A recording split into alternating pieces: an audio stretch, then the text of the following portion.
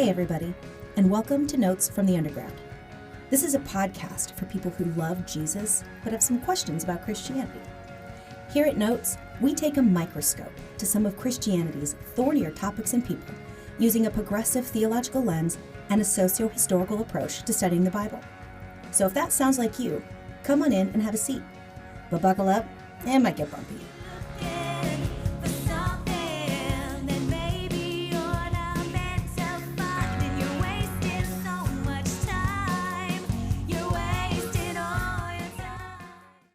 Folks, welcome back to Notes from the Underground, where we're going to take a microscope to some of Christianity's thornier topics and people.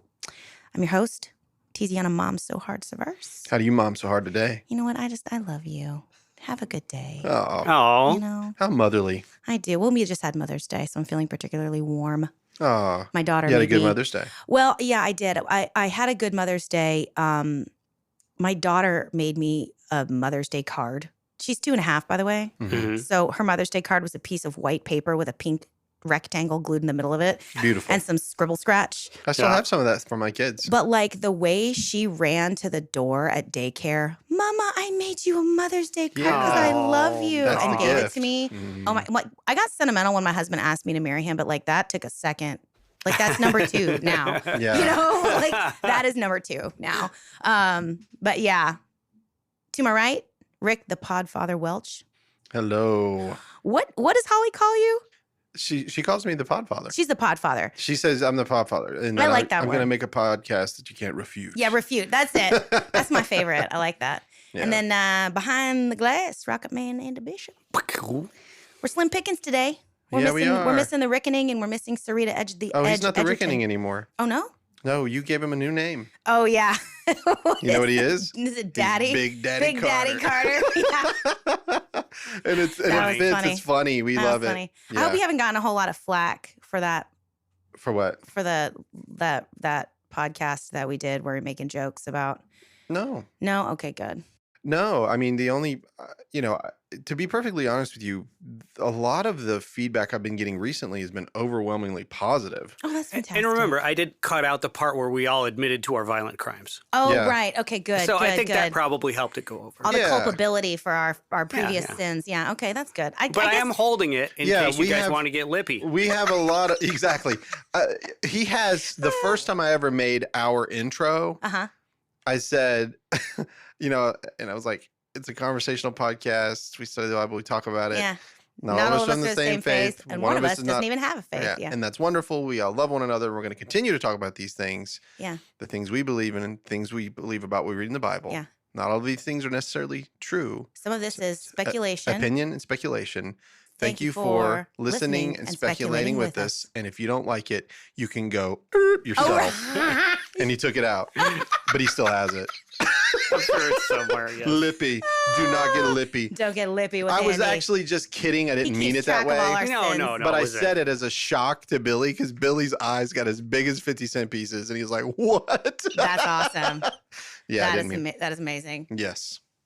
I'm giving a thumbs up to the babysitter because I want to know that everything's okay. Yeah. That's how I mom so hard today. I've got the Yeah. infant. She's going through her bag or something. I promise, if something goes wrong, I you're will going to be the first to she know. tells. Yeah. Okay. Absolutely. All right. Cool. You absolutely will be. Well, y'all, we've been doing a deep dive in preparation for and now in honor of Pride Month, which is where we spend some time as a nation celebrating and affirming the LGBTQAI community. And so because of that, as a national situation, we've decided to do a deep dive on same-sex relations and the Bible. This is our 3rd installment today. So if you haven't had a chance to listen to the previous 2 installments, you might want to go ahead and do that so that you're on the same page with us. As usual, this is a giant conversation with an absolutely astronomical amount of cultural research and relevance and historical information that needs to be kind of sorted through before we can understand what we're talking about. So if you are jumping into this podcast now, you might be a little bit lost. Yeah, and If you don't go like back to the beginning. the people that I encounter on a daily basis, would even have a problem with you saying in honor of or anything. Like it's so hardcore their stance against this topic Hmm. that I feel like we've forgotten how to love people Yeah. in that regard, and to understand that these are human beings, that they have what they believe and they do what they do. Sure. And that to alienate them and to put them on the side and treat them as if they're subhuman, in my opinion, is barbaric and awful. And we are way beyond that. Yeah. And One would so, hope. yeah, yeah. But we do understand that as we approach the Bible, that certain people that believe specific ways, Mhm. that we're getting in deep, we're having the conversation that a lot of them will not even have. Yeah. And they may, and I'll just tell you now, if you are, angry about it or whatever, you may not be happy with how we're going with this episode, and that's okay. You just have to turn it off. We're going to do our thing. We're going to do our thing, but also if you Or don't turn it Yeah. off. Do your best to listen through and I don't know, use it to devise your arguments against the things yeah. that have been said. And I agree with that if you 100%. see I footing, guess you I know? just mean there are some people that Well, are if it's- very harsh, That's man. true. They If say it's some very hard triggering things. and It's triggering. if it's triggering and it turns you into a person that is unable to be reasonable and it's completely crushing your day, if you get triggered by this sort of thing, then yeah, I guess that's all you can do is just avoid it. Yeah. Well, let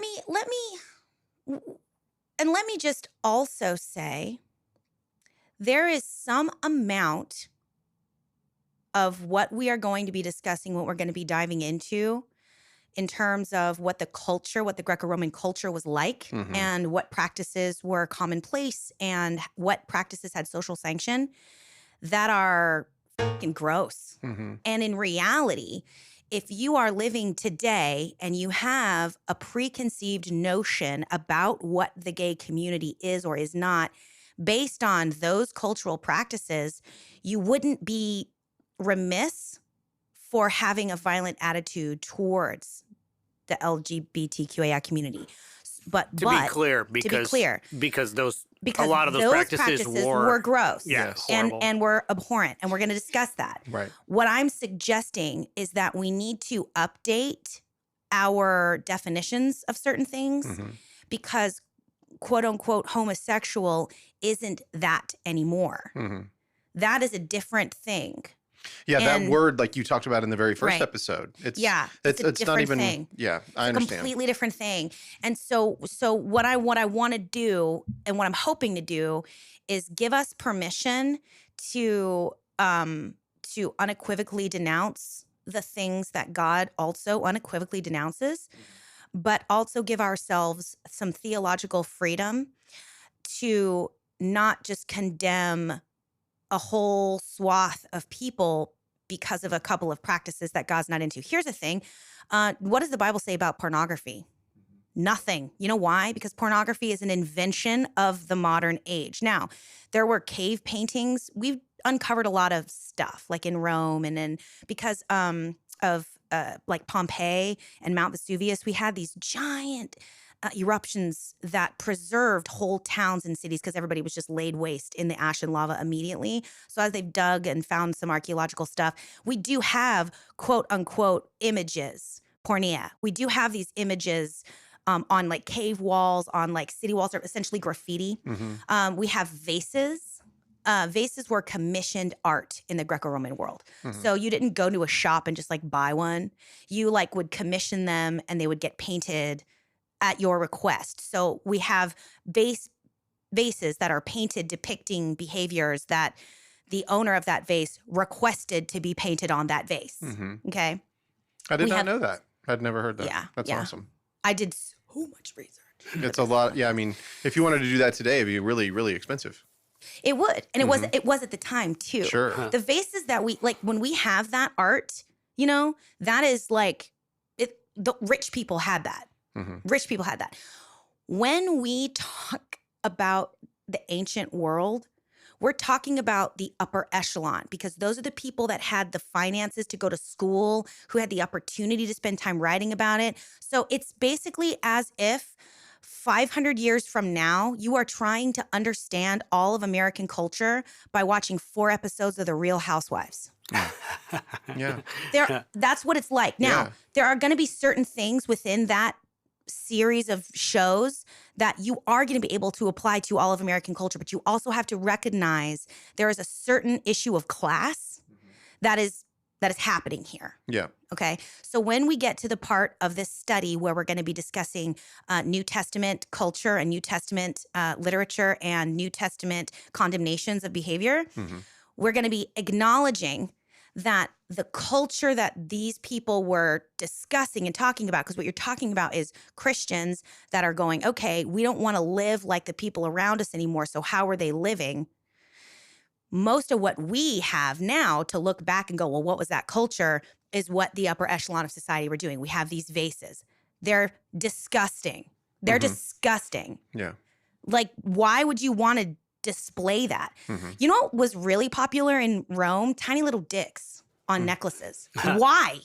Were they all Why? having bachelorette parties? Dude, no, they were for men. Like, it's so wild. Yeah. The culture in and around ancient Greece and Rome had such a very different approach to like sexuality and like what was acceptable and stuff. So when we get to that portion, you also have to remember what we have left that we can examine: the poetry, the literature, the legal documentation. I have a giant book right here in front of me that contains all the source documents, the actual documents that we have that these extrapolations were made from.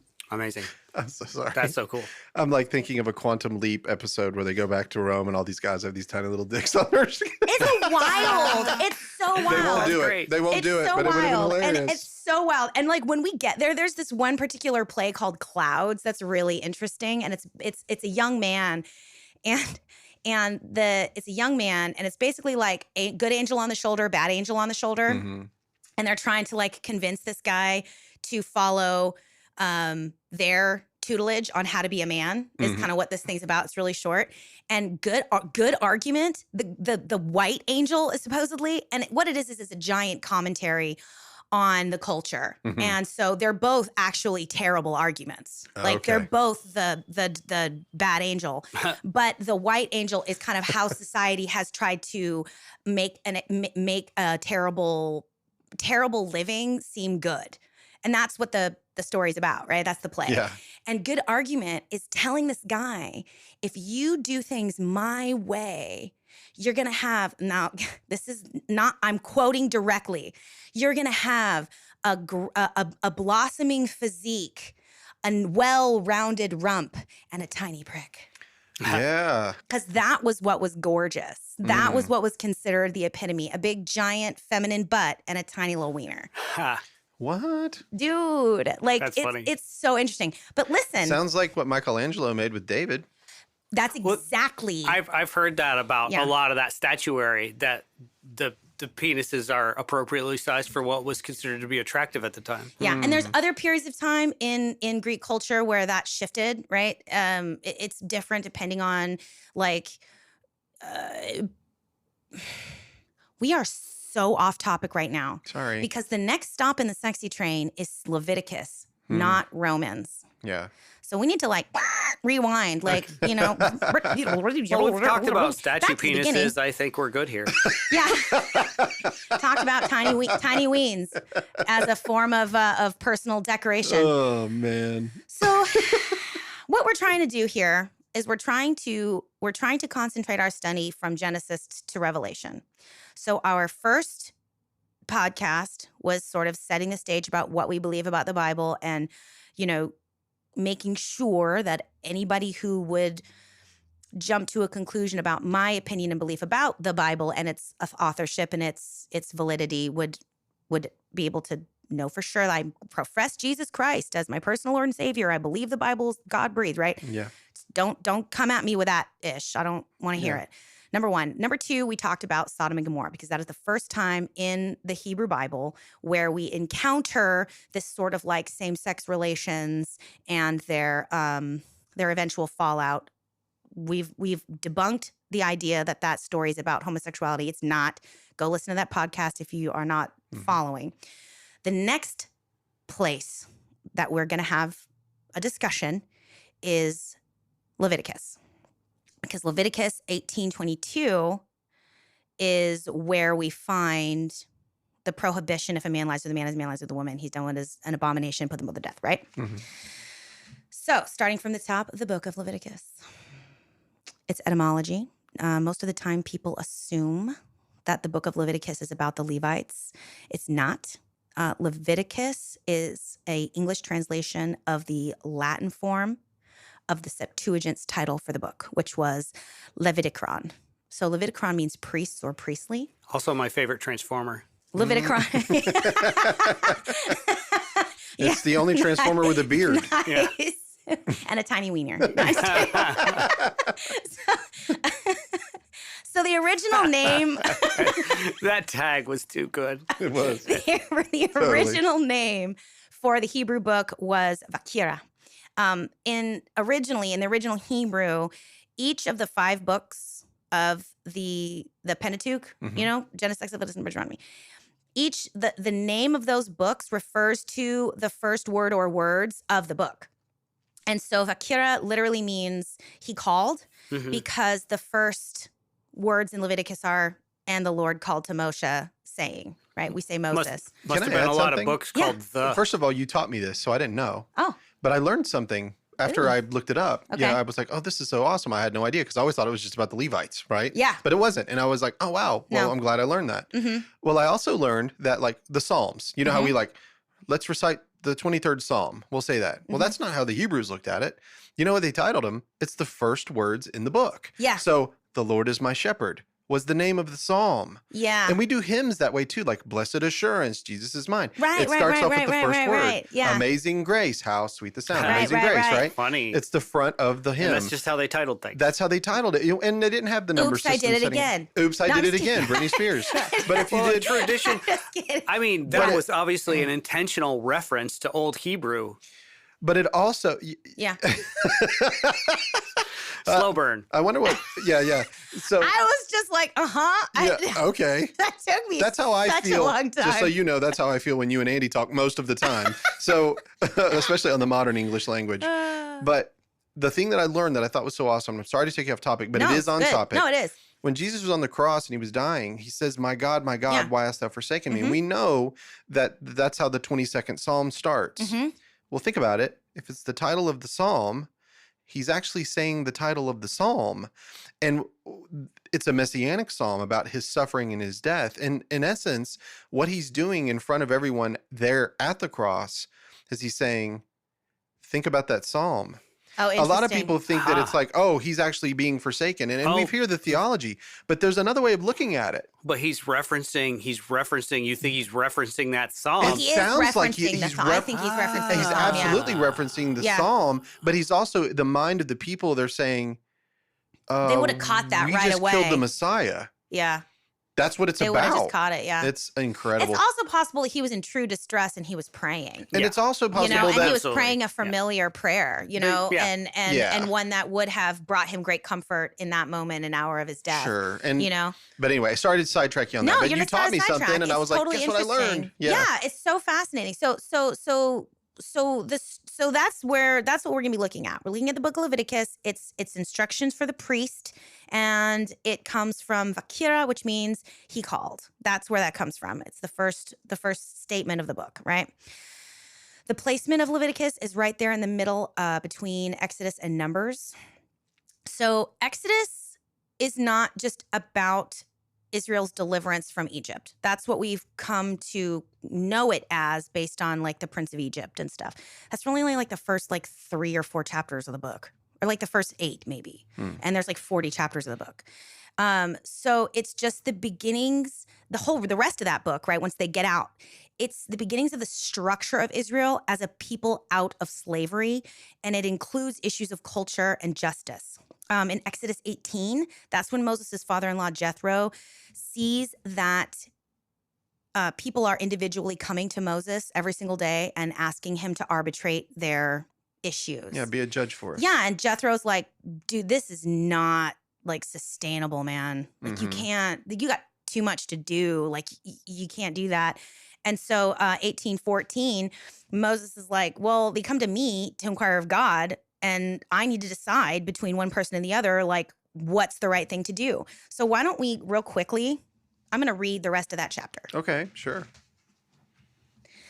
Because when we understand what's coming from where and why, right? So let's read, we're going to read Exodus 18. So Jethro's like, this is like such a waste of your time. Like, what are you doing? And then Moses is like, but they come to me because like I have to do this I'm thing, with you know? God, yeah. So you will surely wail yourself out, is what Moses' father-in-law told him. What you're doing is not good. You will surely wear yourself out, both you and these people with you. For the task is too heavy for you. You cannot do it alone. Now listen to me, and I will give you counsel, and God be with you.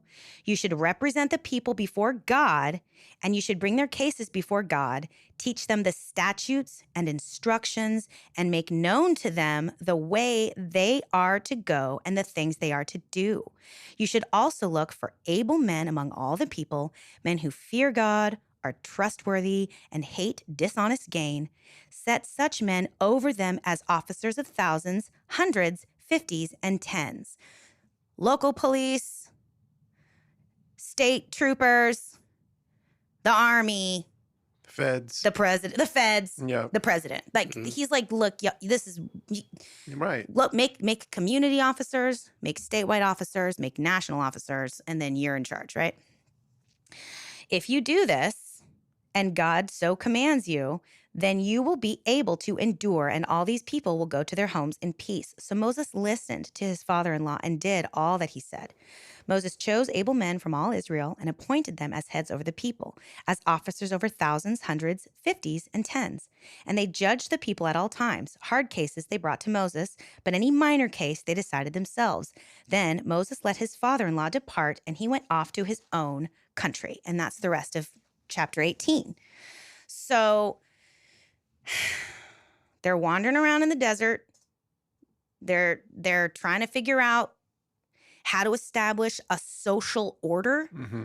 They're trying to figure out how to establish a code of conduct and the laying of the like sort of spiritual and social foundations of Israel's covenant with this God, who they didn't know. Let's be clear. Israel didn't really know their God anymore because they'd been removed from him for so long in their slavery.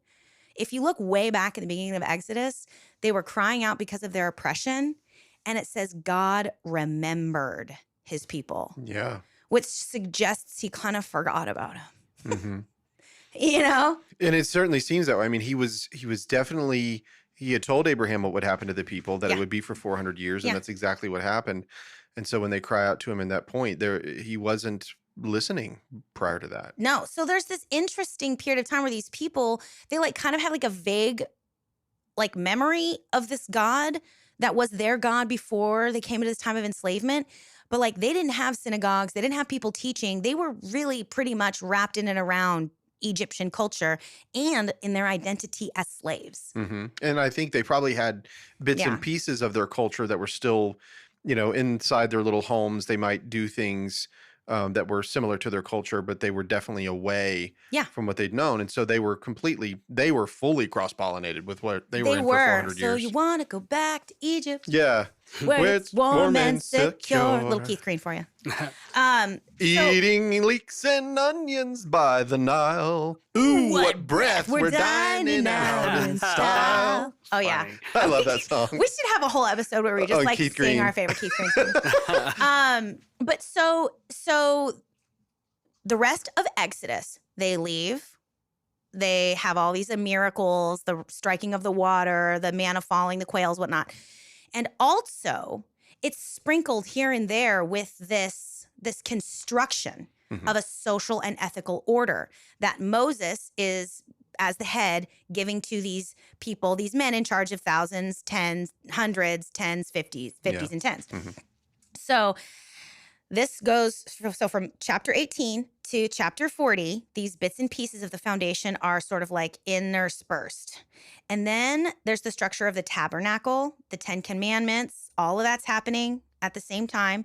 And then in chapter 20, chapter 20 is where the 10 commandments come into play. So all of that stuff that we think of as, their time in the wilderness, Mhm. the narrative begins with their leaving Egypt. There's a Right. whole lot more.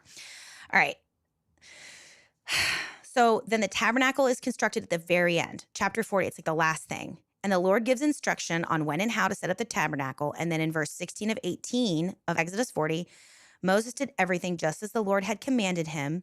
In the first month of the second year, on the first day of the month, the tabernacle was set up.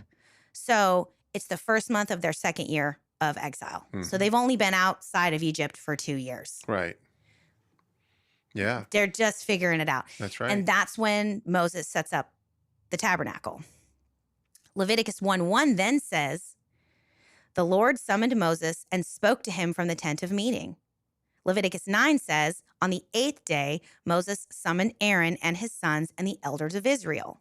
So on the first month of the second year of the first day, he sets it up. Then the Lord speaks to Moses. On the 8th day, he summons Aaron and his elders, right? Like there's this timeline. And then Numbers 1:1 and 2 says, the Lord spoke to Moses in the wilderness of Sinai in the tent of meeting on the first day of the second month in the second year after they came out of the land of Egypt. So essentially, the book of Leviticus, the whole book, that takes place in the first month of the second year of their Exodus. Because Numbers then starts in the second month of the second year. Okay. So it's just the tabernacle's finally established. You know, we've already had the 10 commandments. We've already had, you know, bits and pieces of their culture set up. But like now, God's like, now that there's a tabernacle, God's like, okay, let's just get all of this out and like written down so that you guys can start being accountable to this covenant. So the date of the Exodus has never really been fully determined with like any kind of certainty, but a lot of scholars kind of pretty much agree that this happened during Egypt's New Kingdom, which was like 1550 to 1069 BCE. And just a note, I use BCE and CE because that is what current scholarship uses before the Common Era and the Common Era. So the book of Leviticus is likely dated to around that same time. And that's a big jump. That's like a 500-year, somewhere between 1550 and 1069 BCE. That's a big chunk of time, but that's about where this is all going on. All right. The structure of the book is pretty straightforward. Chapters 1 through 7 are this new sacrificial system, the burnt offerings, grain offerings, guilt offerings, all that stuff. Then chapters 8 through 10 are like the inauguration of the priests and the sacrificial service. Chapters 11 through 16 are the purifications and impurity systems. So this is like after a woman had childbirth, she's unclean for X amount of time. If a man has an emission in the night, he must go immerse himself fully in water. He's unclean till evening. Just all of that stuff. If there's a piece of fabric with a fungus on it, the piece of that fabric has to get cut out and the rest of the garment has to be immersed in water. Like that's all that stuff. And then chapters 17 through 27 are the holiness code. And this is where God outlines the obligations and prohibitions that Israel must follow in order to fulfill God's commands and become a holy people. Holy meaning set apart from other people. I was reading Pamela Eisenbaum this morning, and she was discussing how it's important to note there wasn't necessarily anything inherently wrong with semen, for example. It's just that, because like if you had slept with your wife, you were unclean until evening, so you couldn't go to tabernacle. Like you had to fully immerse yourself in water. That was the requirement every time you had sex. That's weird. And so what Pamela Eisenbaum is a scholar and an author, and she's actually a New Testament scholar, but she's Jewish. And she was one of my professors, and I love her dearly. But she was saying that like it's not as if there was something inherently evil about semen or like heterosexual sex between a loving couple. It's just that God is outlining the ways that Israel is supposed to behave radically different than its neighbors. It's supposed to be radically different than its neighbors for a reason, you know? Because this is how this nation is meant to define itself as unique from its cultural neighbors. Yeah, right? and it seems like their God is defining what the holiness actually is. Yeah, and yeah. To them. Yeah, to them. And, Yeah. and again, like it's not like there's nothing inherently evil or wrong about a woman menstruating. She also, when she's menstruating, is not allowed to go to tabernacle. Like there's nothing wrong with that per se. It's just that because of the cultural practices of their neighbors, which often included, you all right, Andy? My leg itched. Okay. Andy was doing yoga in there for a second. But because of the cultural practices of their neighbors, this is also meant to like describe and define the differences between what is holiness to this tabernacle versus what holiness to other tabernacles. Because, hey, surprise, Israel's not the only one that had a tent of meeting. Right. Lots of cultures, especially ones that were nomadic and lived in the desert, had a tabernacle that was a tent of meeting that could get moved and set up somewhere else. Mm-hmm. Hey, newsflash, they didn't make up animal sacrifice. No. Literally every single neighboring nation had a system of animal sacrifice. Mm-hmm. None of this was invented by Israel's God. None of it. Mm-hmm. These were the cultural practices that were happening in and around Israel. It's just that, so this is the way that God's like, okay. I'm going to take you where you are and create a system that looks similar to you, so that looks familiar, that you know, Mm-hmm. but I'm going to tell you how you do it differently because I am different than all those other gods. Right. So here's a tabernacle. You guys know what that looks like. You're familiar with that. Here's a burnt offering system. You're familiar with that. You know that. But here's how we're going to do it differently. Mm-hmm. That's what that's all about. So chapters 17 through 27 are the holiness code. And this is where God outlines kind of those prohibitions and obligations. And I think I got this giant book, The Koran Tanakh of Israel. It's amazing. It's a great series. And I read a lot of really interesting stuff that I'd like to share. Like, one thing that's of particular note is the fact that all of these things, what is holy, what is ethical, and what is practical, are all wrapped up into one text. That's extremely unique in terms of ancient writings that we have from other cultures in the Levant. Torah is literally the only text where we see that happen. Every other culture and every other writings that we have, they are segregated. What is priestly is the business of the priests, and what is civic is, the business of the civic leaders. Mm-hmm. And never the twain shall meet. What's also significant about the division is that what was priestly in other cultures was meant to be secret. It was meant to be private, and it was not to be disseminated to the rabble. Yeah, Right. I still feel that in a lot of religion, which I always thought was odd. Yeah. It's not like they're doing anything all that special, frankly. Well, everybody has seen The Prince of Egypt. No. I did not. Oh, brother, I own it. Let's have a Yeah. date. Is it the new one? I watched The old one, the DreamWorks one, Oh, Yeah. with yes. Val Kilmer and Michelle Pfeiffer and Steve Martin and It's animated. Yeah, Yes, oh yeah, it's the cartoon. one that came out at the same time as what movie was it? That There did can be miracles Yes. when you believe. That Yeah. song still And gets they see me. the separation of the Red Sea, and then you see a whale in there. It's Oh, like neat. hope is frail. Yeah, and it's like this incredible, right?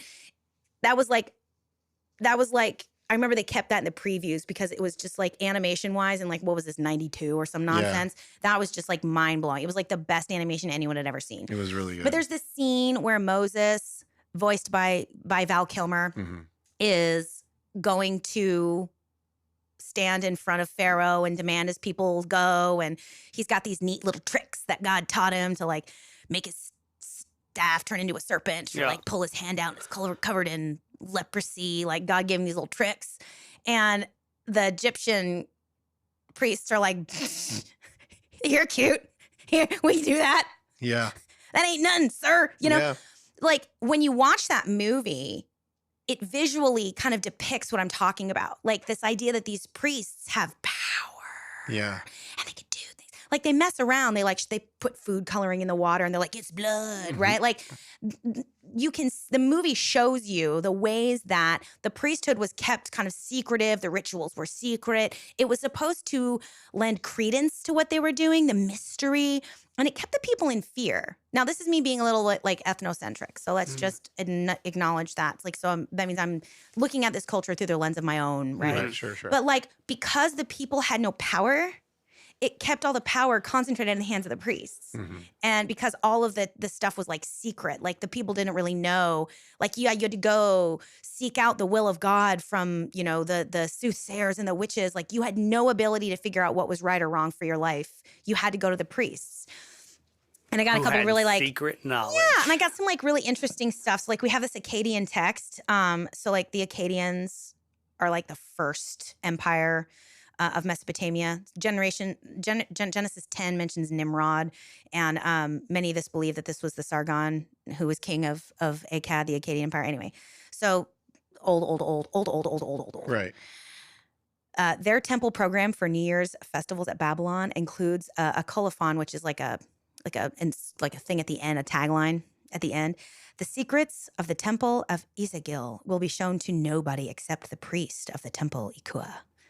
And the Egyptian Book of the Dead also includes several similar colophons at the end of the individual spells. So spell 144 states, "You shall recite this spell without letting anyone see it." And spell 190 opens with, "This roll is a very real secret.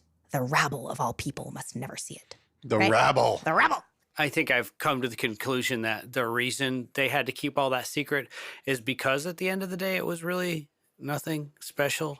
I think so. But I mean, whatever. That's me like being super judgy. Like, Right. But that's like, the power comes from. them other guys didn't have no power. Them other guys ain't shit. You know, like Yeah, the power you feel comes it- from the secrecy. You feel it today. You You feel it today. Even in Yeah. our modern society, when you think about what does the CIA know, they're on the in. They Right. know all of the secrets. So the big brother is watching you. You know, like and then when we have something happen, we're like, how did that happen? Didn't they all know? Do you know Yeah. what I mean? Like you suddenly realize we don't know as much as we think we do. Yeah, larger lesson.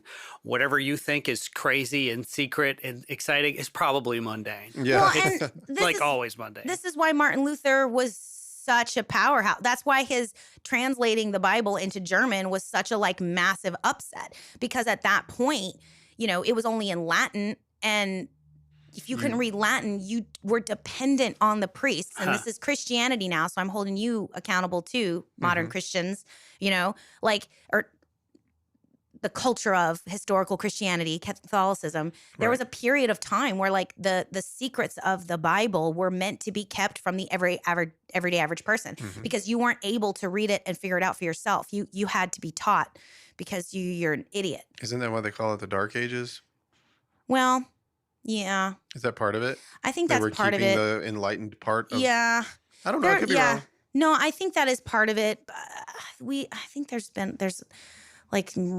different scholarship around the Dark Ages now. They try not to call it that because I think it's like sounds mean or something. Oh, I okay. think they call them just the Middle Ages now or I just whatever. thought it was like absence of But I think it has enlightenment, to you do know? with that too, yeah, because people couldn't read. Well, they and weren't people able weren't to read, elite- and they yeah, and yeah. and that was partly how the church kept control of everybody, Sure. which is exactly what the book of Leviticus is trying not to do. Because once again, so many times in Leviticus, the Lord's command is to speak to the people. Moses' job is to receive the revelation and then disseminate it to all people.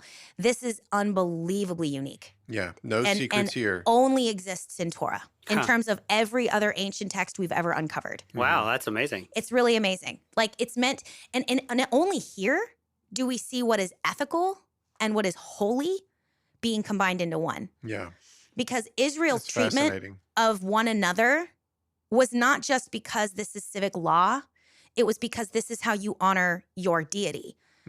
Totally unique. Yeah. Like that's not a thing in any other culture. What's priestly is priestly, what's civic is civic, and never the twain shall meet. In Torah, it's completely different. Their entire culture and the way that you treat one another is also holy, which is again all the way back to Genesis. That's one of the biggest indictments that all the prophets had on Sodom and Gomorrah, because the way they were treating each other, you know, the way they were treating each other was mean and greedy and selfish. I mean, I believe it's Ezekiel outlines, and we went over that in the last episode, exactly what the sins of Sodom were, and not a single one of them was sexual. It was they were greedy, they had abundance, and they didn't share. They were vain, right? Yeah. You don't treat, in this culture, in the Israelite culture, the way that this is the foundations of this culture are being laid, you don't treat each other that way. You don't treat each other that way. And so it's really interesting and unique. So again, chapters 1 through 7 are the sacrificial system, which we've already discussed that was not created in a vacuum. We found this thing called the Marseille Tariff, which is also really interesting. The Marseille Tariff is from like the 3rd or 4th century, and it's a stone monument that's written in the Punic language. So Punic was linguistically really, really similar to Hebrew. and it's like a Semitic language. And so this is 3rd or 4th century BCE. And it's also like a list of animals, what they cost, how the priest is to cut them up, which parts are supposed to be burnt to sacrifice and what not. And it comes with the same sort of like linguistic structure as Leviticus, which all does this if-when thing. So if you bring a goat, when you do this, it's really similar. So I just want to point out again that like the sacrificial system outlined in 1 through 7, that's not that unique. Mm-hmm. Everybody was doing that. But what I think what's happening here is that what we're seeing is the setup of the ultimate goal of this God, which is different from the ultimate goal of all the other gods that were utilizing a sacrificial system. Because what we know was the ultimate goal of God was to do away with the sacrificial system entirely. So I have a bunch of different verses I'm going to just rapid fire read. Hosea 6:6, for I desire steadfast love and not sacrifice, the knowledge of God rather than burnt offerings. Mm-hmm. Psalm 51:16 through 17, for you will not delight in sacrifice, or I would give it. You will not be pleased with a burnt offering. My sacrifice, O God, is a broken heart, a broken and contrite spirit. God will not despise. I read that backwards, broken spirit. Isaiah 1, verse 11 and following, right? So I mingled it up. What to me is the multitude of your sacrifices, says the Lord. I have had enough of burnt offerings of rams and the fat of well-fed beasts.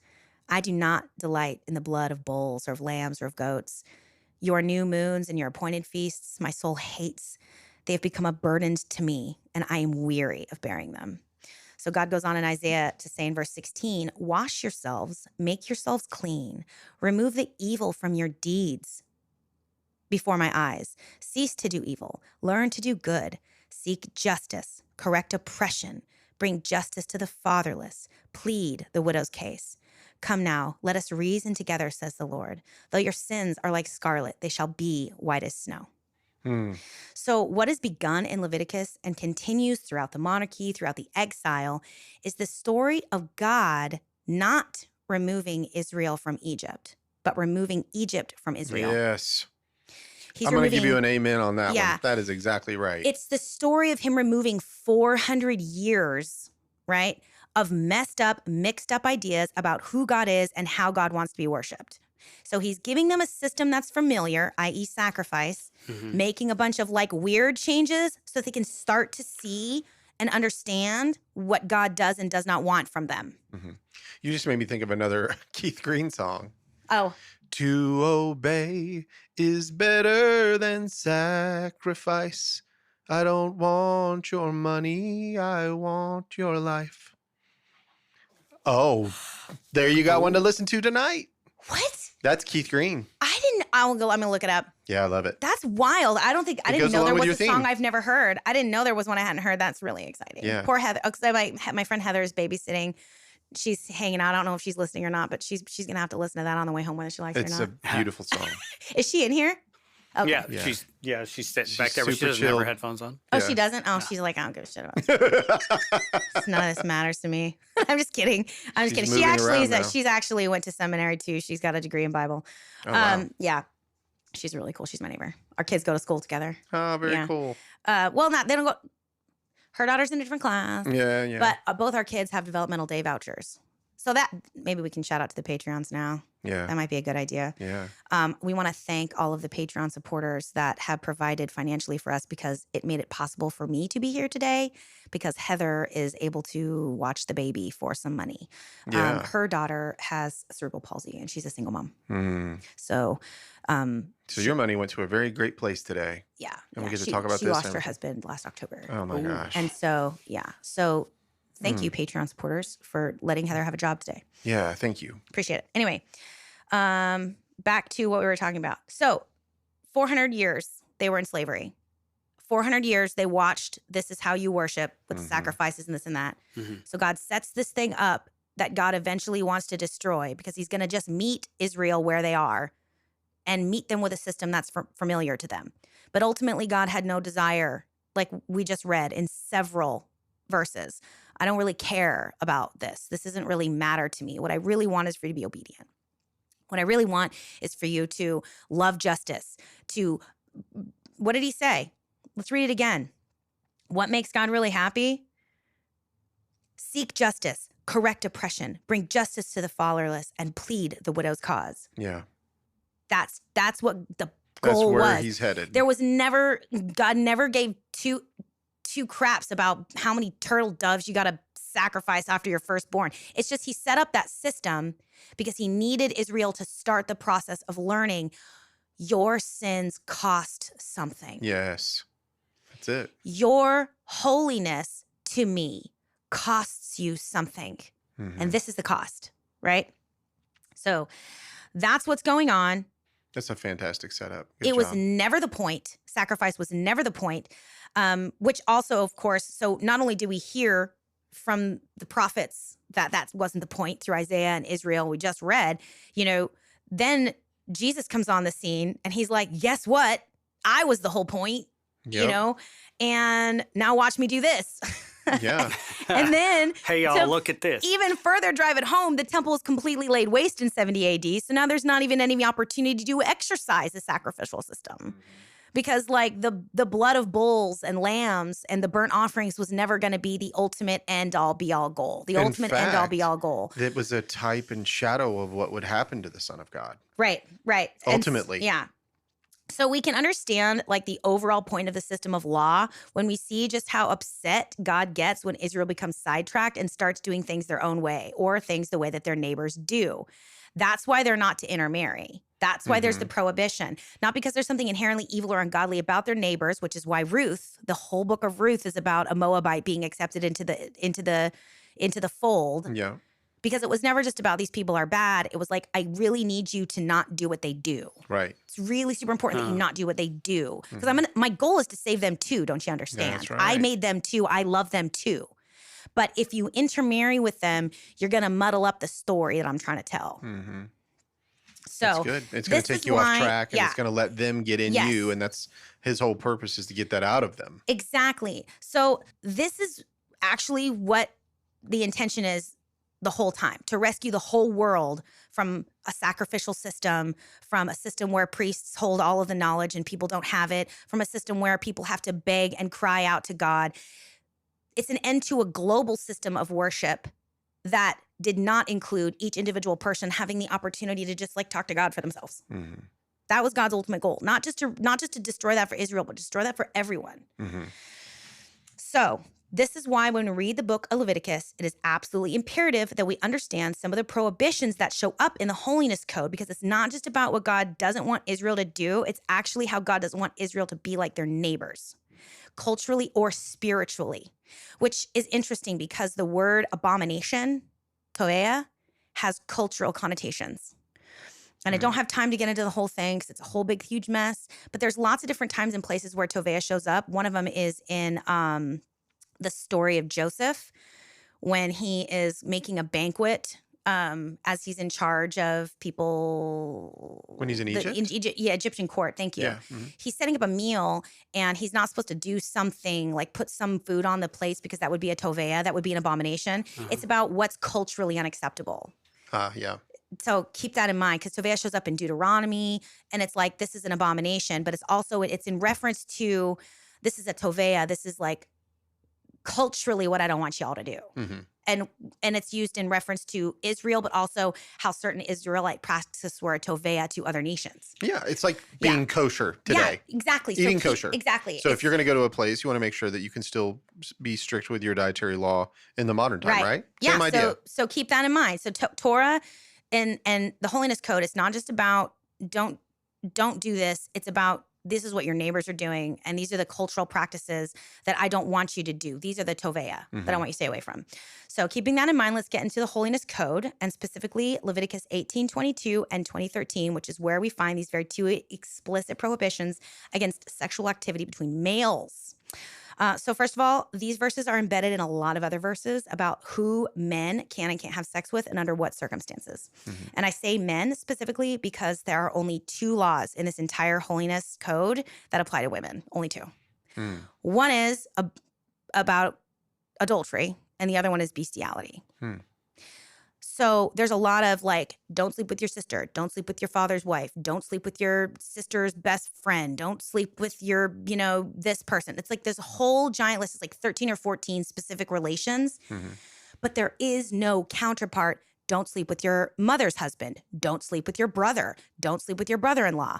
There are no counterbalanced laws about what women were supposed to do or could do. So that's the hard reality of what we have to look at. These books are designed to sanction men and their sex drive. They're not about women. So can I ask you a question? Yeah. That's really cool. So in a lot of ways, if this is true, and I believe that it is, Yeah. much like we talked about in here in the past, we've said to follow the letter of the law versus the spirit of the law.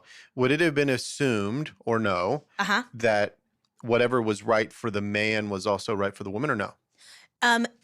No, because what God's talking about specifically is power and power dynamics. Okay. Yeah. All right. Men had power over women, and a lot of those relationships that you see are relationships where men had access. You had access to a sister. Think of Absalom and David's daughter. Tamar. Absalom and Tamar. Women in your home was the women you had access to. And women in your home were also women that didn't have power. And so that's what these laws were about. They were about protecting women and restricting the power of men who had access to widows and sisters and slaves and all this other stuff. And also, they were specifically relations that were common in Egypt. Because it's like, I mean, God could have really just said, don't sleep with anyone but your wife. Done. Yeah. Don't sleep with anyone but who you're married to. Done. God didn't do that. God outlined these very specific incestuous relationships that we have a lot of evidence were common in Egypt. So incestuous marriages between fathers and daughters and siblings were common in Egypt. Wow. Well, look at well here I can prove that just because of Cleopatra. Cleopatra married her younger brother. Did you know that? Did she? No, I in didn't. Egypt, Not know that. she married her young. Well, that was the norm, and so she married her younger brother, and then. Of course, there was a lot of issues whenever Julius Caesar comes into town, right? And then they, of course, it was a power dynamic. They were trying to get the male to be over the woman because she was very smart and wise and had studied in Alexandria and everything. And so I see that even in that family. I forget the name, the Ptolemies, I think it was. Yeah. And so it was Ptolemy IV that she married initially. Well, and keep in mind too, like they were Greek. They weren't Egyptian. So, because that's going to come up when we talk about of Egypt. The Ptolemaic era. Yep, that's right. So it's important to keep that in mind too, because when we start talking about Greek and that culture and how widespread that influence of that culture was, that's a big deal. Yeah, right? and so this is by me bringing up Cleopatra, I just fast forwarded like 1,000 years, so we need to go back into the Hebrew world where we were. But keep in mind that these practices were so embedded in what the ruling class was able to do and what they were doing that 400 years later, they're still doing it. Right. And that's important. Like, yeah, it is. They were still, like, people in power were still doing that. People in power were doing that now. Look at the courts in England. They're always off marrying their first cousins and stuff. Yeah. It's about power. It's about concentrating power.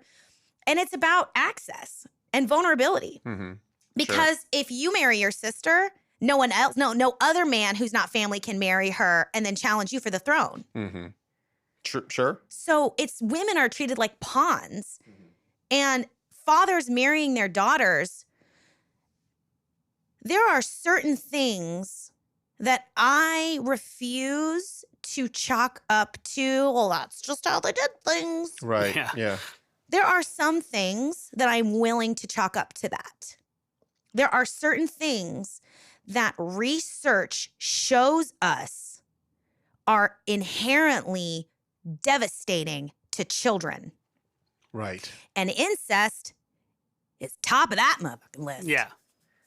So God's like, you all have seen certain relationships and you've seen certain behaviors for 400 years.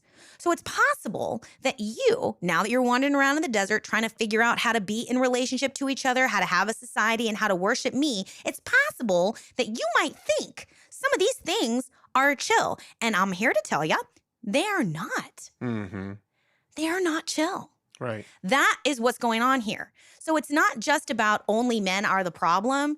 It's about pointing out these specific power dynamics in these specific relationships that Israel was watching Egypt do. And I want to correct myself. It was Yeah. Ptolemy the 14th, not the 4th. My bad. Sorry That's about that. okay. Well, you know, I just want to correct myself for those people I don't that know say, "You anything were about the wrong." Ptolemaic kingdom. Yeah. I don't. And so, I mean, yeah, that's a chunk of history The that I who? really The Ptolemy, the Ptolemies, Ptolemaic. Ptolemaic Yeah, kingdom. no, it's my joke about You you're also li- don't know anything Yeah. about it? Yeah. Yeah, yeah. Andy is also in the Dark Ages over there. But Yeah. Andy, just from your perspective, listening to all this stuff, doesn't it tell you, don't you learn so much? Like, if you don't understand the culture and we just read it in our modern English Bible and they don't spell some of these things out for you, you're going to miss yeah. the absolute meaning of what's going on here. I would never. We've discovered that even in our talk with Dan Frost. Whoops. Damn. I was trying to say Frost. I was trying to say Shaking doctor. my fist. Dr. Sam Frost, when Yeah. he was here, we kept going back to the languages, the culture, Yeah. the languages. If you don't understand it. So you think about hundreds of years or a couple hundred years in American society, only reading the King James Bible and only understanding the English language, how you develop Yeah, some you're of the missing a doctrines lot that of you do. You context. miss a Yeah. lot of context. And so what you're doing here is amazing. I'm so glad you're doing it. Yeah.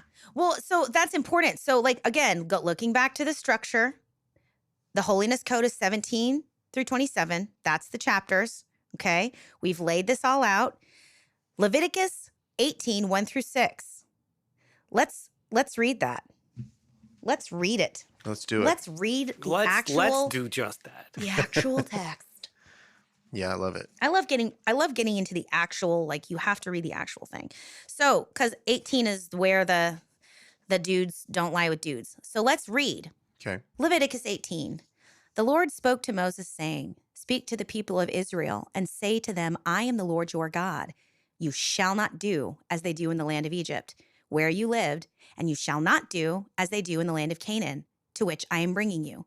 You shall not follow their statutes. My ordinances you shall observe, and my statutes you shall keep following them. I am the Lord your God. You shall keep my statutes and my ordinances. By doing so, one shall live. I am the Lord. So none of you shall approach anyone near kin to uncover nakedness." That is when the sexual prohibitions start. A list of 13 relationships. It's the most extensive list we see in any ancient text. There are, we do have some other Mesopotamian and Hittite laws. And we don't have any Canaanite documents, unfortunately. But Because that's where they were going. It would have been nice to have had those. It would have been nice to have some. We But don't you're have probably some. going to learn what they were because of what he's telling them not to do. But that's exactly the point. Right. So he's saying, okay, don't you like to do in Egypt and don't you like to do in Canaan? Don't marry your sisters. Don't marry your brothers. It's not because Israel was doing these things. It's because the people that had enslaved them were. That's right. And the land to where they were going were doing those things. So now you know what both Yeah. of those places Yeah. were doing. And I want to just like take a detour and have a little quick chat because like oftentimes as a woman, when I read these texts and I see the way that God's going out of his way to protect women, I'm just like, that is so friggin' unusual in the history of all religious texts. Mm-hmm.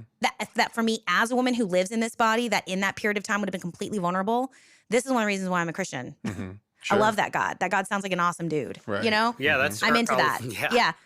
And so, like, primary emotions are the emotions we often feel first. This is a psychological look, right? So you feel things like fear, joy, disgust, surprise, contempt.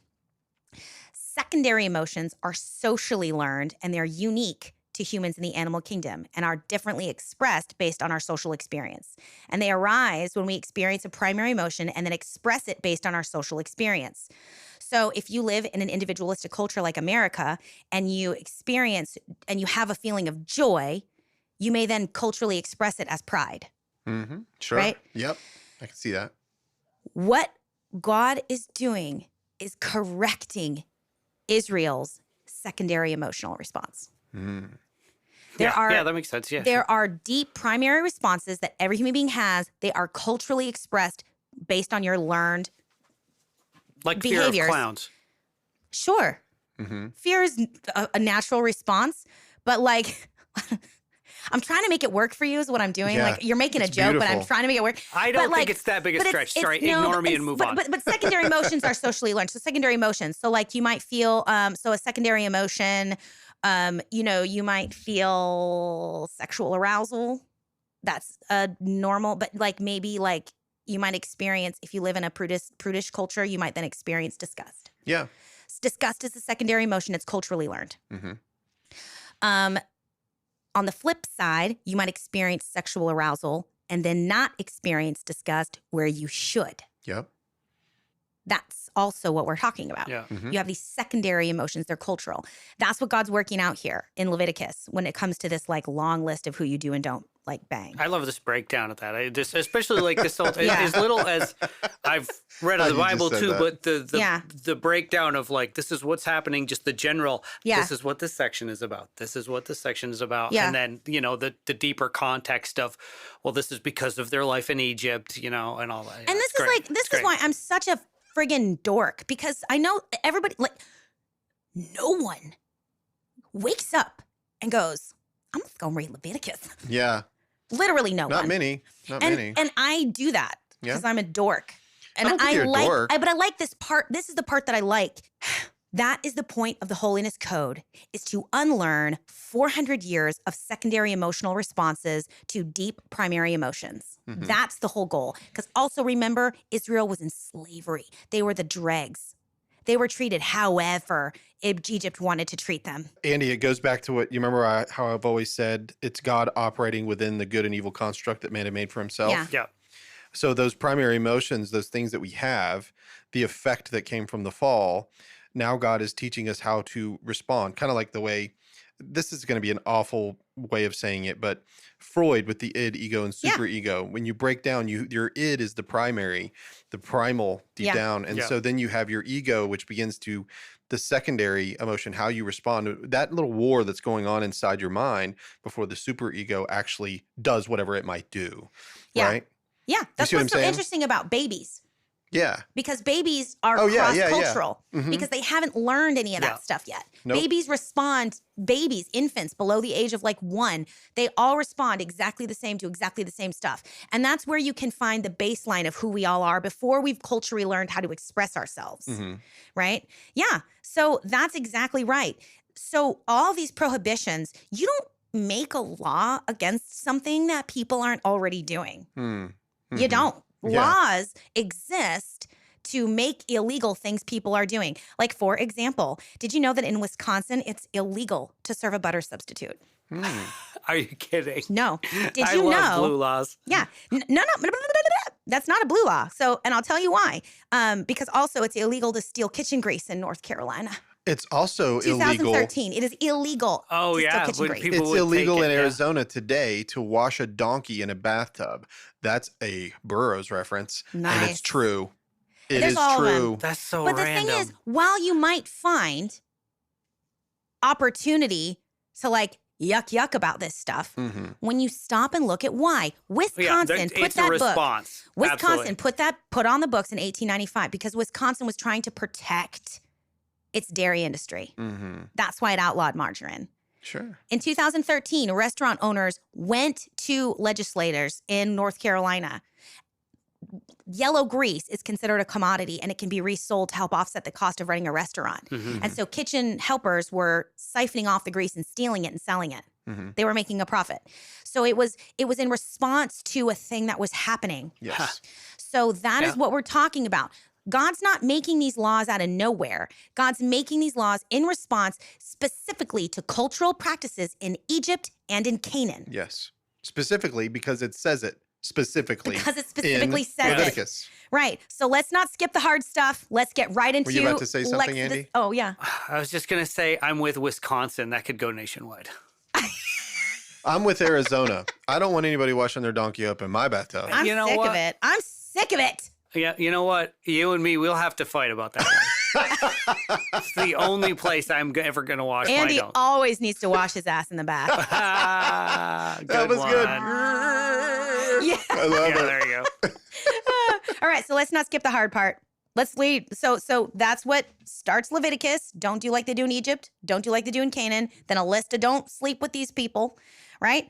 You shall not uncover the nakedness of your sister, your father's daughter, or your mother's daughter. You shall not uncover the nakedness of your mother's sister. You shall not uncover the nakedness of your father's brother. That is, you shall not approach his wife. She is his aunt. You know, the nakedness of your father's brother's wife, blah, blah, blah. You shall not approach a woman to uncover her nakedness while she is menstruating. You shall not have sexual relations with a kinsman's wife, right? Dudes, don't do this, don't do this, Yeah. don't do this. Yeah. Because Egypt does these things and it disenfranchises women who have no power. Very good. Now, this is also really interesting.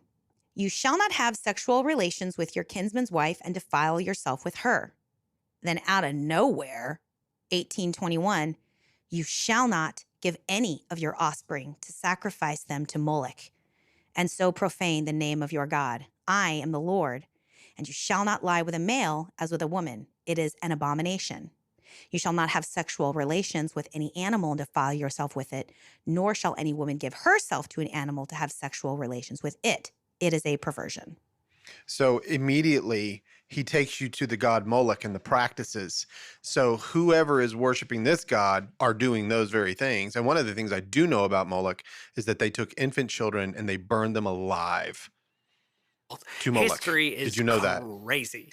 That is so triggering. So I'm so sorry. No, I mean, it's like, I'm so sorry. I should have warned you. No, it's okay. Totally fine. I'm 6 months postpartum and I have an infant. So my baby is what they would be doing that too. And that was in honor of their god. So Yeah. as soon as he shifts gears into Moloch, which I've never noticed, I'm so glad you read that. Yeah.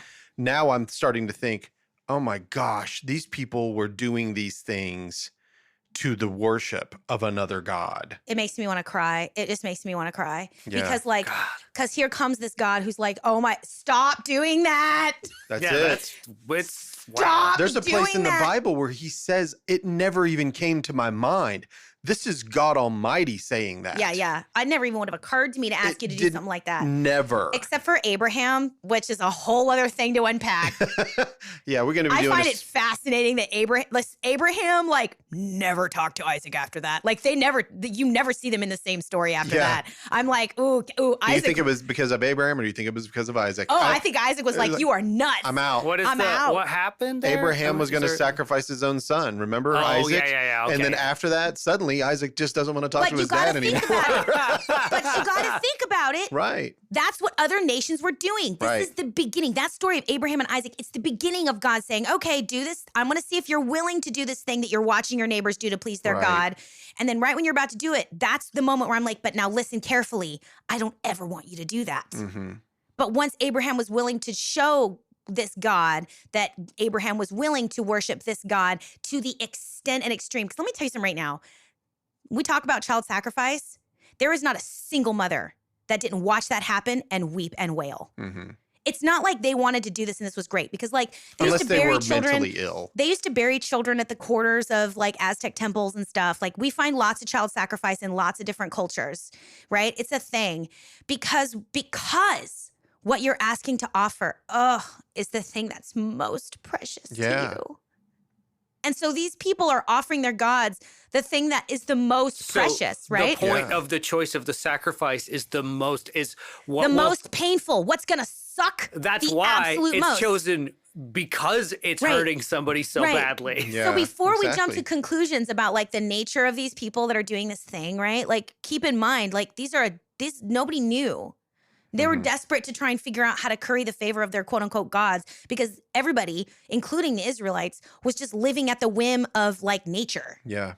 Like they had no control over floods. They had no control over, locusts. They had no control over their crops. And these people didn't have greenhouses and like hydroponic services. They didn't have like, Skippy peanut butter that has a shelf life of 40,000 years.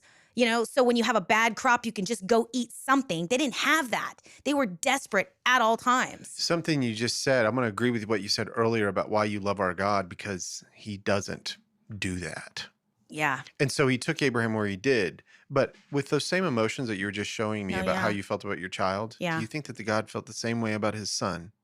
Oh, stop it. Do you? Yeah. I mean, honestly, sometimes when we say, Jesus Christ was sacrificed for our sins, we say it so nonchalant. But how do you Yeah. think God felt about the loss I of his can't son? watch the Easter. I can't watch anything Easter without bawling. My husband was not saved when we first started dating, and his favorite musical is Jesus Christ Superstar. Mhm. And he was like, "You've never seen Jesus Christ Superstar?" I'm like, "No." So he's like, "But it's about your dude. It's like your guy, right?" Yeah. I was like, "Yeah." Dylan was so cute. We started dating. He was 23. He bought me a paint by numbers Jesus he found at the thrift store, and he's That's like, "Hey, I found your funny. guy at the store." Your That's guy. funny. He used to call him my guy all the time. It was really cute. So he because I was 36 when we started dating. So Yeah. I was like, "Oh."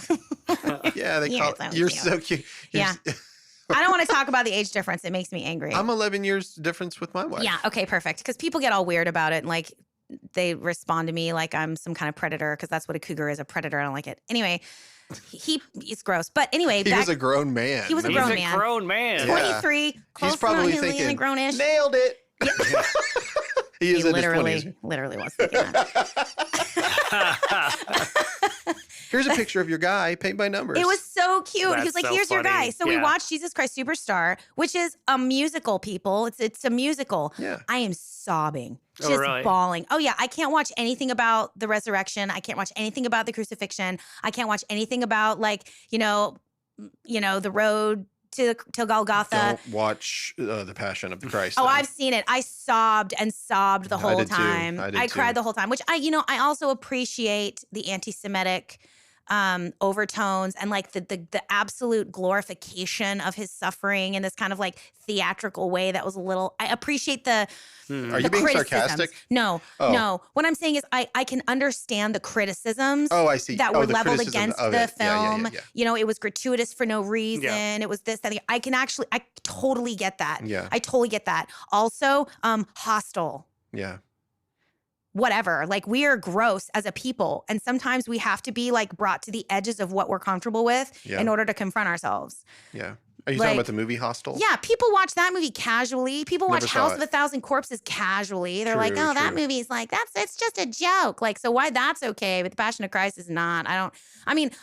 I think you're right. It was Yeah. gratuitous and like ridiculous and like overblown and all that stuff. I get it, What is? right? Oh, Hostel. Hostel the movie. Okay, okay. Yeah, we're My gross. brain was Our movies are gross. We never do seen that gratuitous, one. nasty shit all the time. The way that you I describe cuss that. so much. I'm sorry. No, it's fine. John Mulaney. Do you know who that is? Yeah. The comedian. Oh, yeah. Yeah. He was talking about how Bill Maher in Religulous and all the time on his show is Yeah. always like cracking down on people for believing in Jesus. And John Mulaney, of course, he's very liberal and he's a funny comedian, but he just comes out and he's like, because my mom believes in him, so shut up, you a-hole. Liberal to liberal. He's like, because my mom believes in it, so shut your mouth. Yeah. You know? So Yeah. I was just thinking like what you were just saying just a second ago, like it's generational, but anyway. So we sidetracked as usual. I hope y'all are following along and taking notes. I'm sure they're fine. We get a lot of So 5 when stars on this when kind of we stuff, so we're read good. Leviticus 18:21 talking about Moloch, and then follows that exact verse with, and you shall not lie with a man as a woman. It is an abomination. It is a toveya. Mhm. It is culturally not what I want you to do. So that suggests now 2 things. Number 1, that verse is not followed with, and women shall not lie with women as women lie with men. Mhm. So it's not the Sounds like it's homosexual. describing a worship type thing. Yeah. Right? So, and also it says, so fellatio's cool. Hmm. That's fine. Yeah. It Doesn't say anything it, about it doesn't say anything about that. It doesn't say anything about loving inner, personal consensual relationship. And again, it's the absence of the same prohibition for women that leads me to believe, just like the previous 13 relations described, it's not about what he doesn't want people to do. It's a commentary on these specific practices that were being exercised in Canaan and in Egypt. So, just for shits, let's go to prostitution in Wikipedia.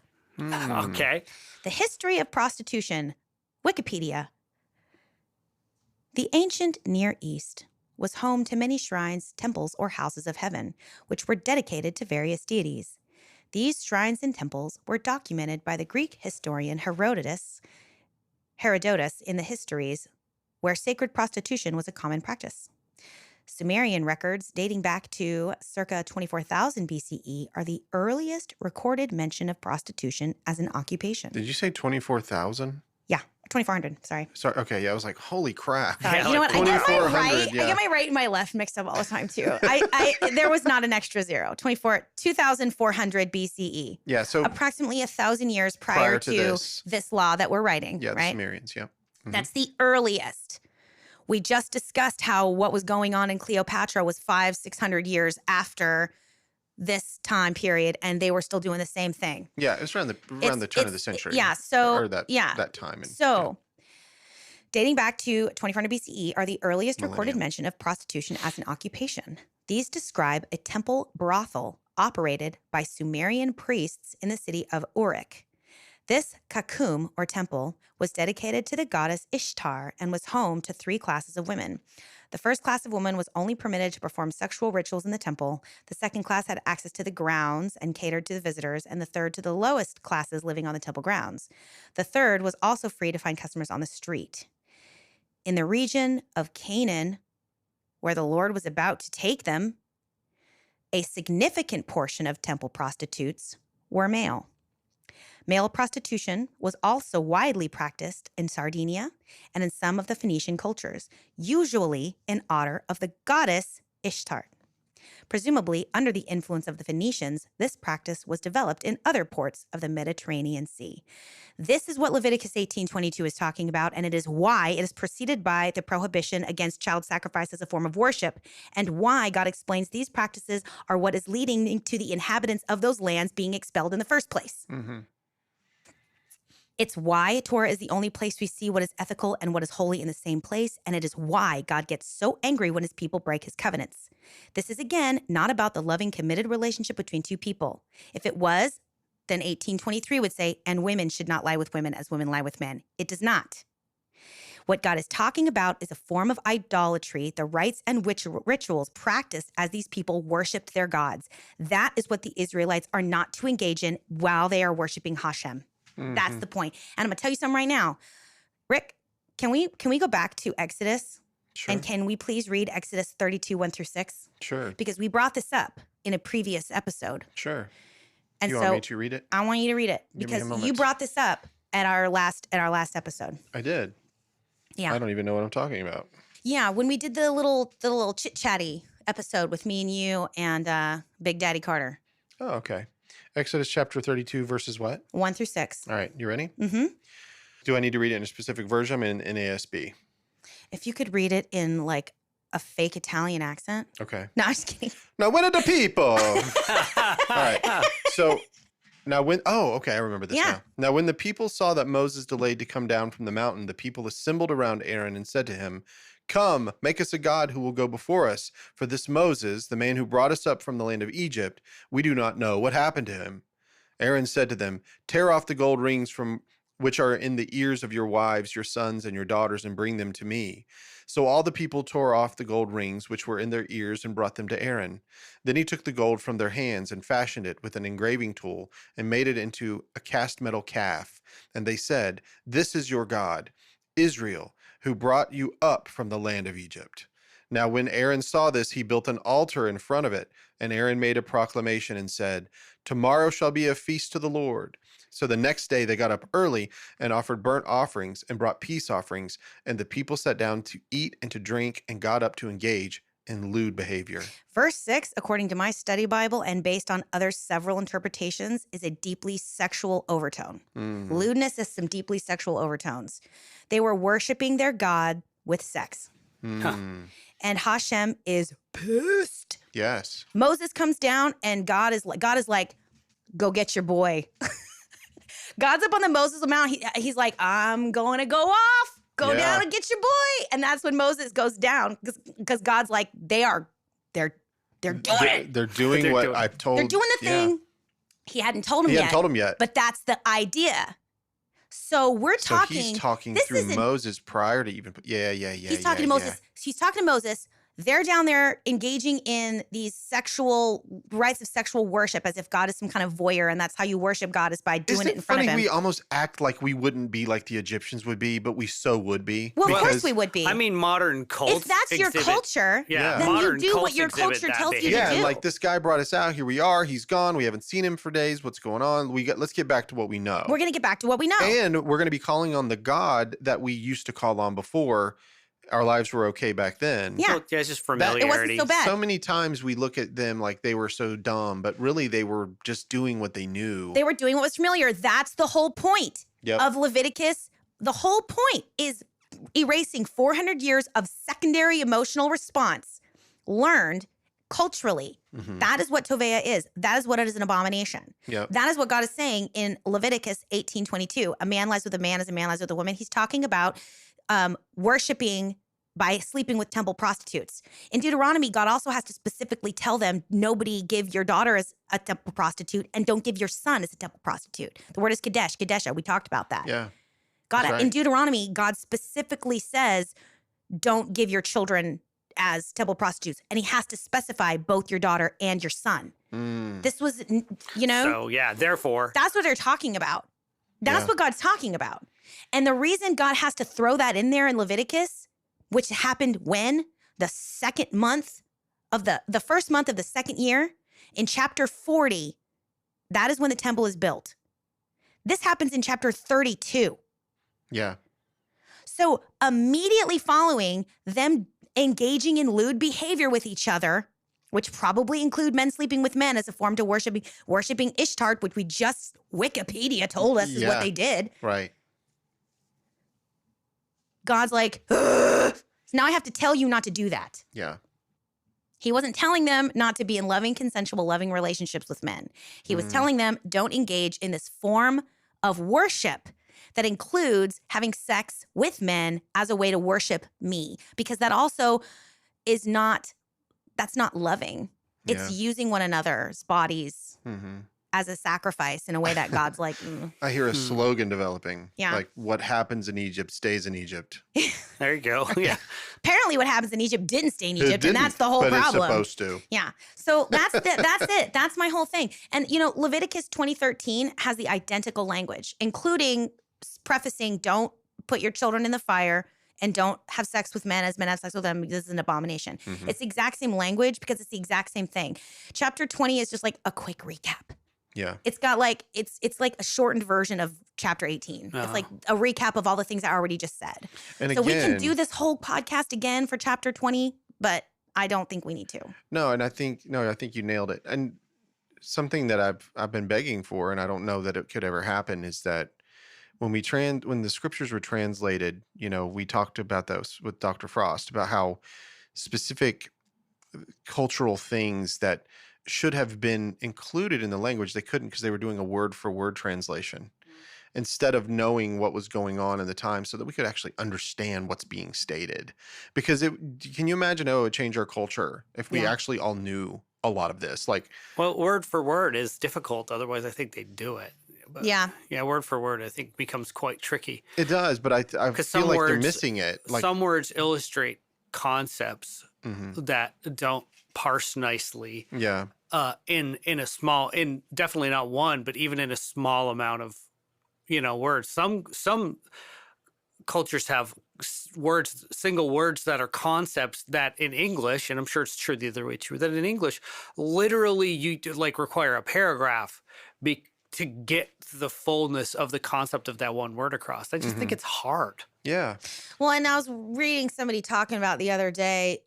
They're studying like an indigenous language in Mexico. It's like the Atowi people or something, and their word for brother is a verb. He brothers me, and their word for we are brothers is reflexive. We brother each other. And the word for brother is a homonym for the verb to walk. And so the word for brother in this language is literally we walk together or he walks with me. Wow. What you're talking about too, when you talk about language, is cultural understandings that you cannot just translate word for word. That's what I mean. It's like, I wish that we could have a Bible that had the cultural translation built within it. It's impossible. It's too big. Well, because what you require there is also a small. But that's why we do this. And that is why we do this, and I love it. It gives us purpose right. to do that. You're exactly right. Yeah, because it would take a divergence into a history lesson, even to literally to do the best job, I see all the pain and I see all the stuff that people go through in life. I see like the doctrine of hell and the way that it is used and how that word was inserted into the text. Yeah. And instead of it being Gehenna or Hades or whatever it might be, and how entire theological systems are built upon it, and how people flee in terror or they don't go to church because they don't want to hear about their family who have already passed on burning alive forever. They don't want to hear that. And I get it. Like, I totally get it. And so you think to yourself, there's 63 times that this word is used in the Bible and it is incorrectly translated every single time. Every time. That's why I'm clear about the fact that pornography is not in the Bible. There is not a single verse about watching porn. Mm-hmm. You have to figure out how to take the message, the general overall message of how to live your life properly, Mm-hmm. and transpose it into our modern culture. We have to extrapolate because Mm-hmm. it's not there. The word homosexual does not exist in the Bible. Right. It doesn't exist. So we just as much as we cannot say the Bible tells us not to look at porn, the Bible doesn't actually Right. Mm-hmm. tell you not to look at porn. The Bible also never tells you not to be gay. Never Yeah. once.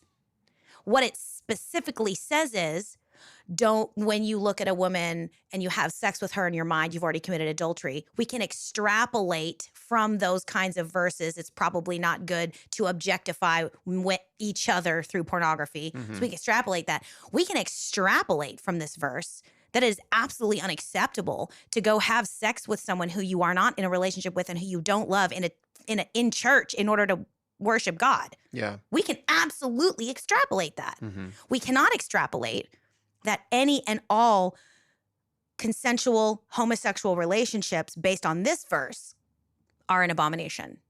We cannot extrapolate that. We can't. I'm sorry.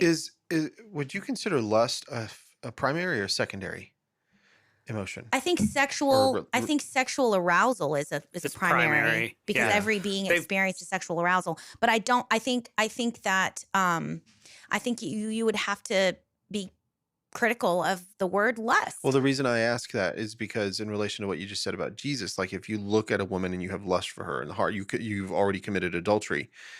And we know God's dealing with the secondary emotions, but in that instance, I think Jesus is getting to the heart of the matter, which is you are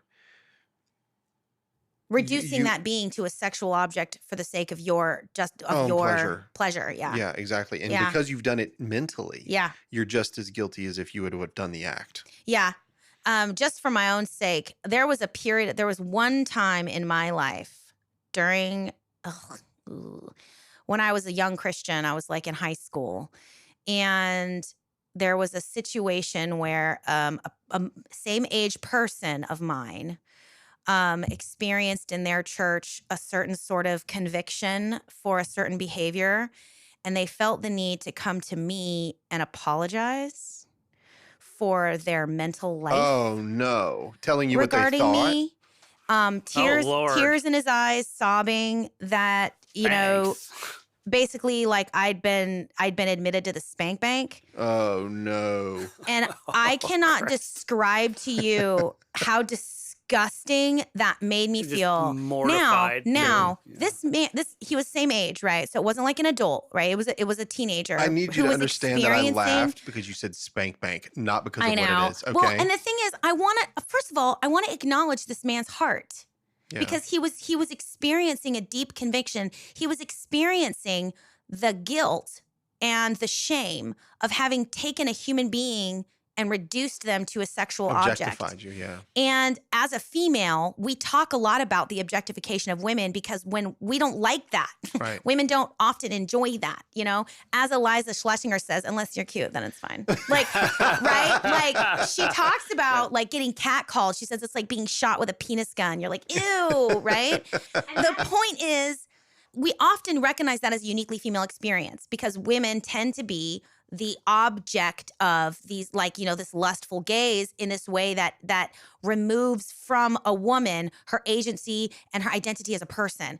I listened to a really interesting This American Life episode one time about a trans man who describes what it was like going through puberty and accessing sexuality as a woman, and then what it was like for him when he started taking testosterone and how he accessed sex and sexuality as a man.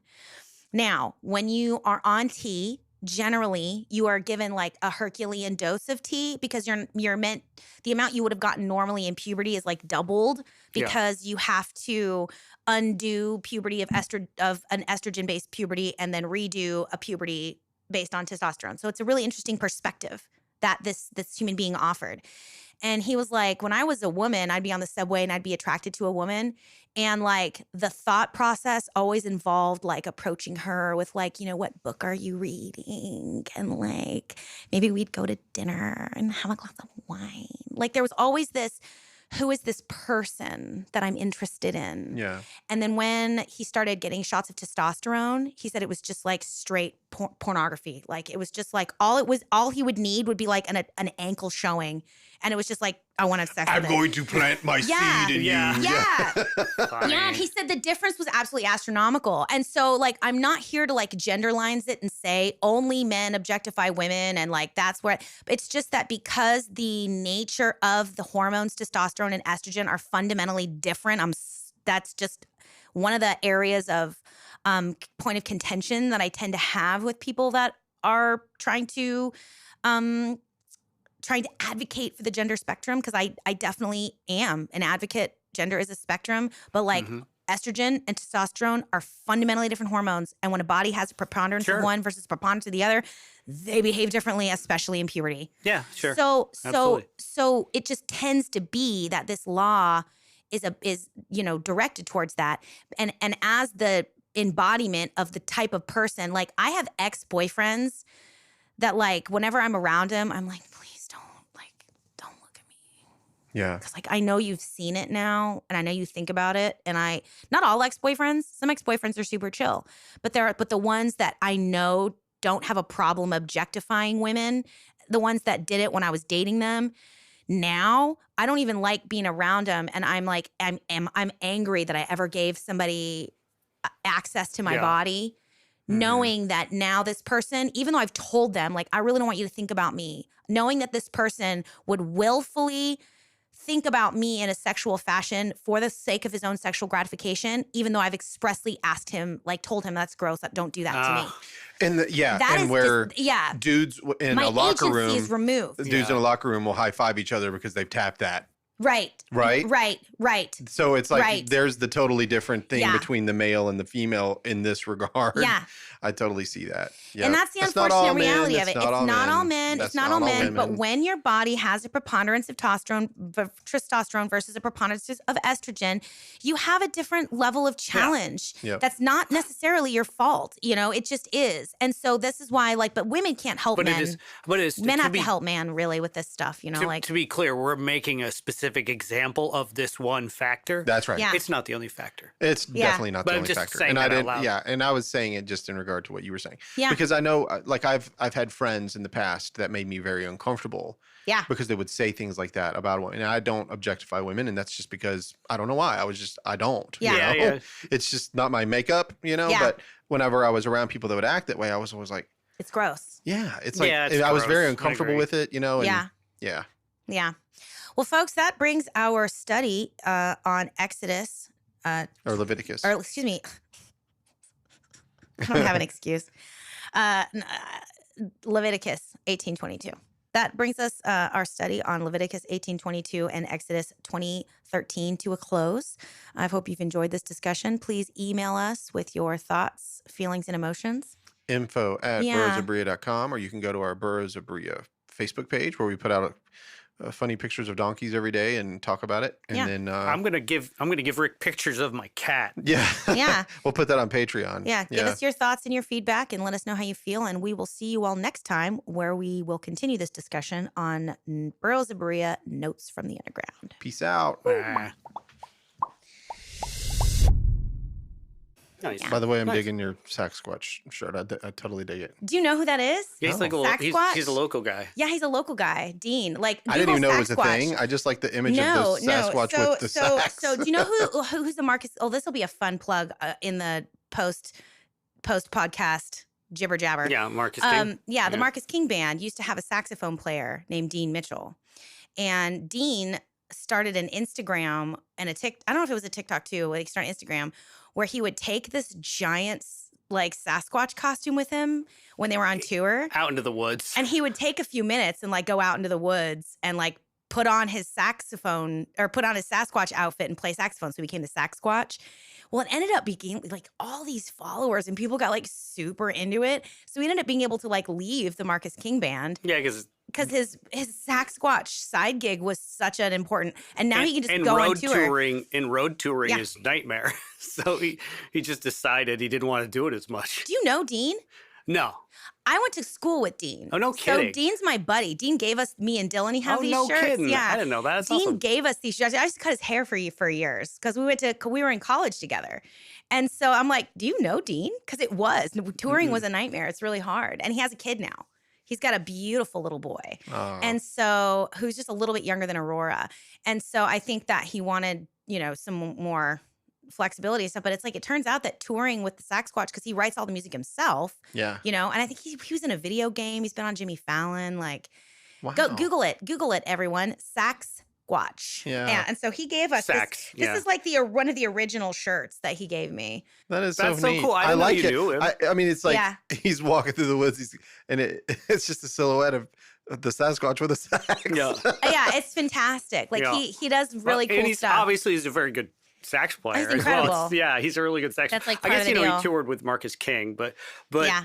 But running into the woods with a costume doesn't make you a good sax player. It could have been comedy. Just Yeah, you know what I mean. That actually sounds that would be something that would go viral on TikTok, to be Yeah. honest with you. And I can't remember. It's like I'm sitting here trying to like sort through the timeline of my relationship with Dean, and I don't remember when this all started. Mhm. Obviously, he would know.